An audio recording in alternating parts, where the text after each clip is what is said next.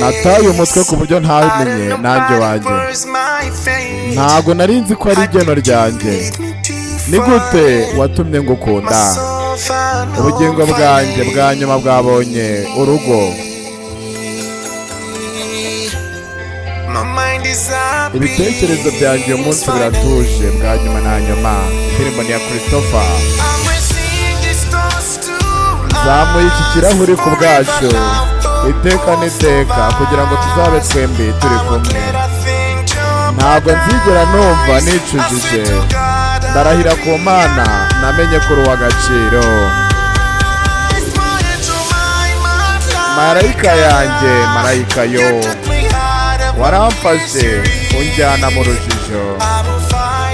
Nzarwana, ntabwo nzigera ntsindwa, ntabwo nzigera nkureka ngo ugende. Ukuntu useka bituma iminsi yiyongera. Iyo unkozeho uburibwe burashira. Uri wa wundi w'igice nari narabuze mu buzima bwanjye. Mu rukundo rwawe nabonye mu mutima wanjye. Ubugingo bwanjye bwa nyuma bwabonye urugo.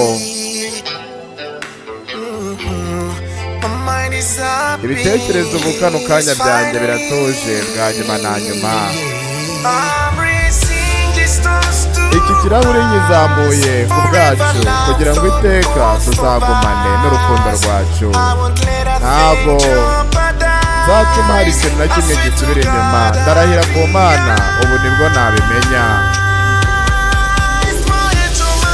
Marayika yanjye, my angel, my malaika, umvana mu rujijo. Ntabwo nzabaho nakurwanyira kandi nzarwana kugeza nsinda ku buryo ntazatuma ugenda.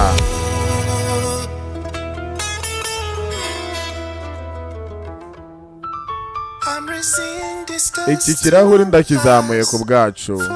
Urukundo rwacu ruzabeho iteka, njye nawe turi kumwe. Ntabwo nzigera ndeka ikintu icyo ari cyo cyose kidutandukanya, kandi ubu ndarahira Imana ko nabimenye. Ma angel, marayika wanjye, waramfashe umvana mu rujijo. Nzakomeza ndwane, sinzatsindwa, ntabwo nzatuma ujya kure yo.